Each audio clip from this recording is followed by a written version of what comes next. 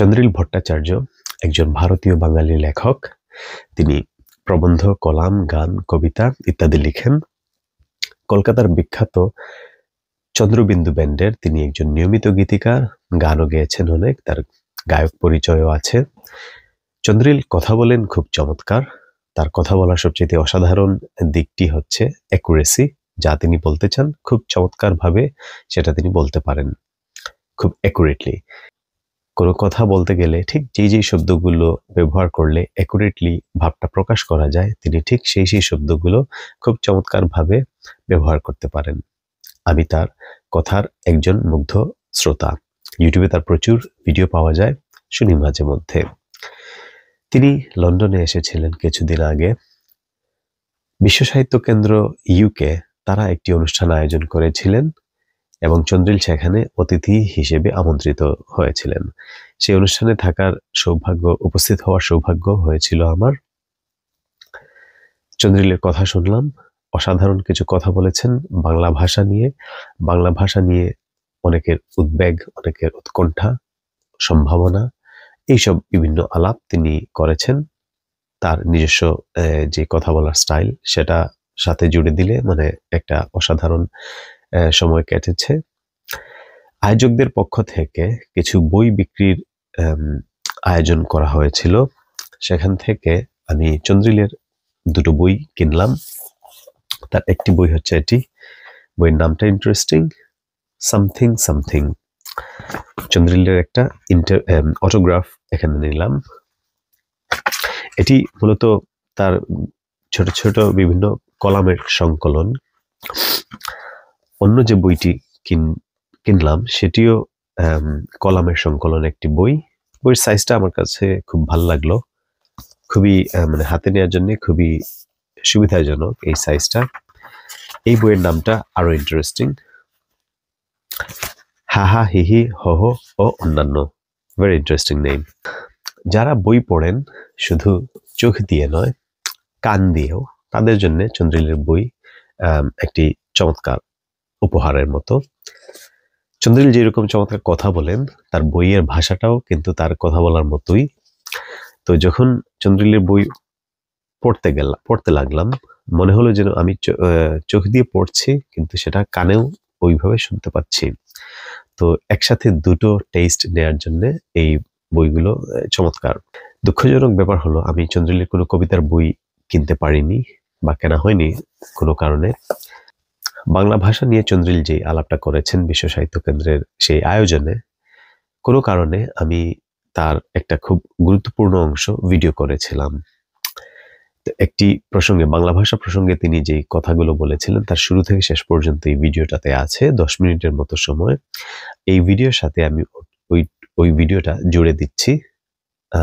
10 minute লম্বা video, কিন্তু আমি গ্যারান্টি দিচ্ছি এটি কারোরই বিরক্ত লাগবে না। যারা চন্দ্রিলের কথার সাথে পরিচিত তাদের তো এটা জানা থাকার কথা, চন্দ্রিলের কথা শুনে কখনো বিরক্তি আসবে না। তো ধন্যবাদ সবাইকে। সত্যজিৎ রায়ের ছবি নিয়ে আলোচনা করুন।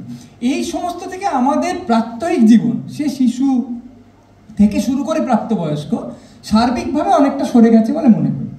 এইবার আসল প্রশ্নটা, যে ছোট ছোট বাচ্চারা তারা বাংলা পড়ছে না, হ্যাঁ ঠিক আছে পড়ছে না, এবারে এই হাহাকার, যে যারা ইংরেজি বলে তারা এক ধরনের আত্মম্ভরিতায় ভোগে, তারা মনে করে তাদের অহং বেশ একটা মালিশ পাচ্ছে। এই যে হাহাকার, এই 150 বছর আগে থেকেও হচ্ছে। কিন্তু বঙ্কিমচন্দ্র বলছেন যে আমাদের কোনো বাঙালিরা এখনকার এই নব্য প্রজন্ম তারা কেউ বাংলা টাংলা পড়ে, শুধু ইংরেজিতে কথা বলে। এমনকি দুই বাঙালি একসঙ্গে যদি হয় এবং তারা যদি ইংরেজি জানে, তারা নিজেদের মধ্যে বাংলায় না কথা বলে ইংরেজিতে কথা বলে। বঙ্কিম লিখছেন এটা, এবং প্রায় কাটায় 150 বছর কি তারও আগে। এবং বলছেন যে অচিরেই দুর্গা পুজো যখন হবে তার মন্ত্রাদি ইংরাজিতে পঠিত হইবে, সন্দেহ নাই। এটা বাড়িয়ে বলছেন অবশ্যই, কিন্তু এটা উনি বলছেন। আবার ধরুন প্রায় 100 বছর আগে রবীন্দ্রনাথ হাহাকার করছেন যে আমাদের এখানে বাংলা রূপকথা আর কেউ শোনায় না, ম্যানচেস্টারের কল থেকে তৈরি হয়ে আসে। তখন হ্যারি পটার লেখা হয়নি, রবীন্দ্রনাথ জানেন অন্য জবাব, কিন্তু রবীন্দ্রনাথ বলছেন আমাদের এখানকার আমাদের যে ঠাকুরমার ঝুলি এরকম তো আর হয় না, ঠাকুরমার ঝুলি ভূমিকা লিখতে গিয়ে বলছেন। এবার যদি একটা জাত একই থিমে হাহাকার করে আসে 150 বছর ধরে, সেটাকে সাধারণত পাত্তা দেওয়ার কোনো প্রয়োজন নেই। একটা লোক রোজই আপনাকে বলে আমার কাঁধের গানটা না দেখ, এবার আপনি প্রথম বলবি কি মলম দেবো, কি তাহলে ওখানে একটা বরফ দেবো? কিন্তু যদি 8 বছর ধরে রোজই সামনে বলে হ্যাঁ বসো বলে আপনি নিজের কথা বলবেন, কারণ কি আর কি, সে বঙ্কিমও বলে গেছেন, আমিও বলছি, আপনি বলছেন, ওর হাওয়াটার কোনো অর্থ নেই। কিন্তু এখন মাত্রাটা অন্যরকম জায়গায় চলে গেছে, এতে কোনো সন্দেহ নেই। চিরকালই বাঙালি ইংরেজি বলতে পেরে গর্বিত বোধ করেছে, আর যে বাংলা শুধু বলে ইংরেজি বলতে পারে না তার প্রতি একটু কৃপার দৃষ্টিতে তাকিয়েছে। কিন্তু এখন ব্যাপারটা যা হয়ে দাঁড়িয়েছে সেটা হচ্ছে যে আমাদের ছেলেপুলে তারা বাঙালি, এবার ধরো একটা বন্ধুরা এলো, তারা সবাই বাঙালি, এবার তারা নিজেদের মধ্যে টানা ইংরেজিতে কথা বলে যাচ্ছে। এমনকি আত্মীয় স্বজন যখন হয় না যে বাড়িতে একটা কিছু হয়েছে, সবাই এসছে, এবার বড়রা যেখানে বসে আছে আর ছোটরা তো আর একটা ঘরে বসে আছে, সেখানে কান পাতলে দেখা যাচ্ছে ছোটরা শুধুমাত্র নিজেদের মধ্যে অনর্গল ইংরেজিতে কথা বলে যাচ্ছে। ধমক দিলে তারা বাংলা বলতে পারে, কিন্তু তার মানেটা দাঁড়াচ্ছে যে যে ছেলেটা বা মেয়েটা বাংলাও জানে ইংরেজিও জানে, সে কখনো স্বতঃস্ফূর্তভাবে বাংলাটা বাঁচছে না, সে ইংরেজিটাই বেছে নিচ্ছে। সে বাংলাতেও চমৎকার লেখে, ইংরেজিতেও চমৎকার লেখে। তাকে যদি তার মধ্যে যদি মনে হয় যে একটা গল্প বলার তাড়না আছে, সে গল্পটা লিখবে ইংরেজিতে, বাংলায় নয়। ধমক খেলে করে, কিন্তু ধমক দিয়ে তো ভালোবাসা উৎপন্ন করা যায় না, আজ অব্দি হয় না। এই দেখো আমি বাঙালি, আমার কি ভাল লাগে বাংলা, তুমি কেন বাংলা বলছো না? এবার বাবা মার ভাল লাগে বলে কোনো ছেলে বা মেয়ে আজ অব্দি কোনো কাজ করেনি। যে বাড়িতে ভগবানের মন্দির আছে সে আগে গিয়ে নিষিদ্ধ মাংস খেয়ে আসে, হাতটা পারলে মন্দির ফেলে বেশি এদের না, মানে যা বলবে বাবা যদি বলে ওটা করো, তার উল্টো করাটাই আমাদের নিয়ম, এটা পৃথিবীর নিয়ম। সেইভাবেই মানে নব্য প্রজন্ম সেভাবেই একটা যৌবন তার স্পর্ধা ঘোষণা করে।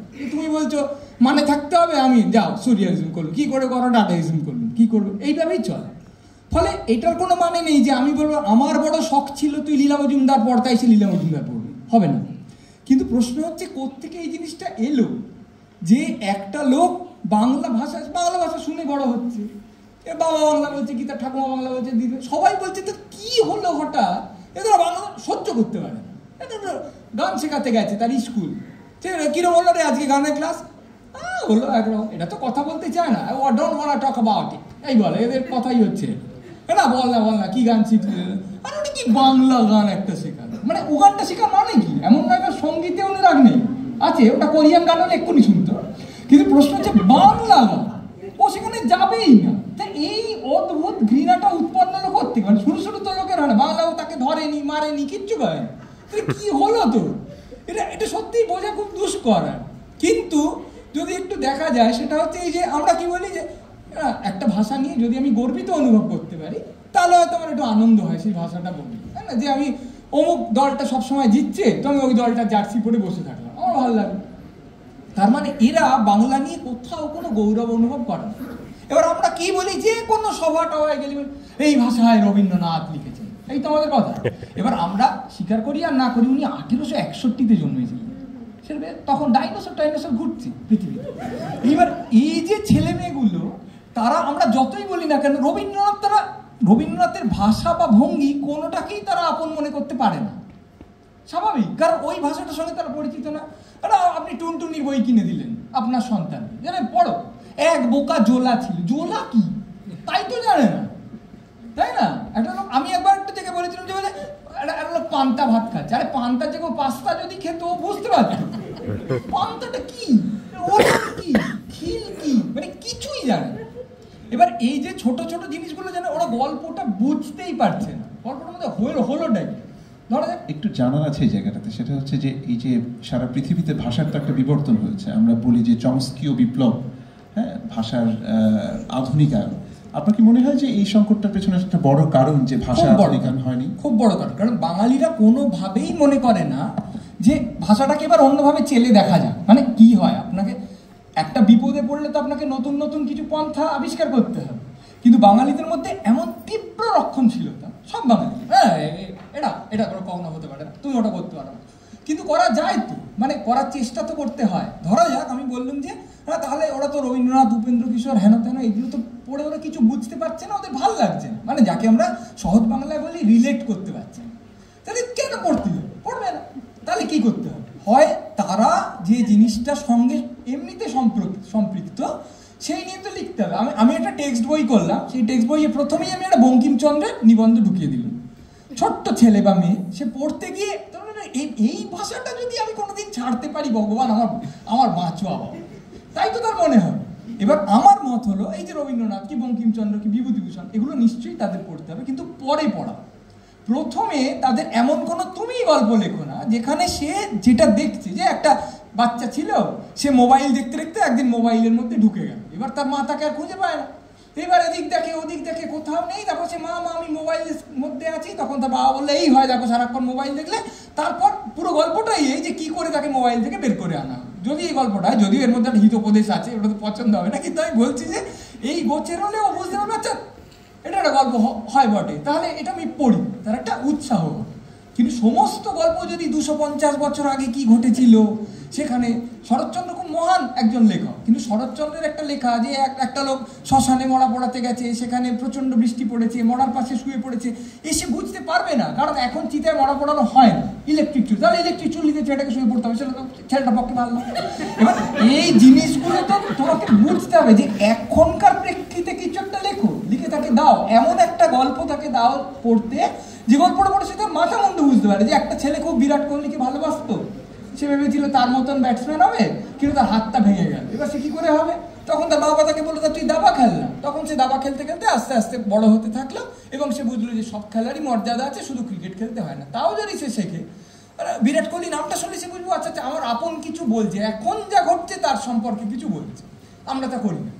ধরুন আপনারা সবাই ইন্টারনেটে দেখবেন যে শেক্সপিয়ারের কোনো একটা লেখা, হ্যামলেট কি ম্যাকবেথ, এর কতগুলো অনুবাদ আছে যেগুলোকে এরা বলে নো ফিয়ার শেক্সপিয়ার, মানে তুমি তো শেক্সপিয়ার পড়তে গেলে ভয় পাচ্ছ, ওই ভাষাটা কিছু বুঝতেই পারছো, এ কি বললো, শুনেছি খুব মহান নাট্যকার, ভালো, মাথায় তুলে রাখো, কিন্তু তার জন্য পড়াশোনার দরকার, শেক্সপিয়ার পড়ো।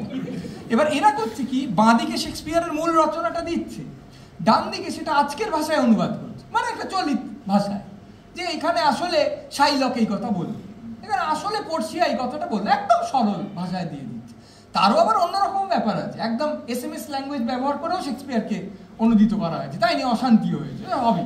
কিন্তু কথা হচ্ছে এই যে এরা চেষ্টা করছে যে আমরা যে ভাষায় কথা বলি, যে ভাষাটা সহজ বলতে, সেই ভাষা শেক্সপিয়ারকে দাও না বলে, বাদিকে তো আছে মূলটা।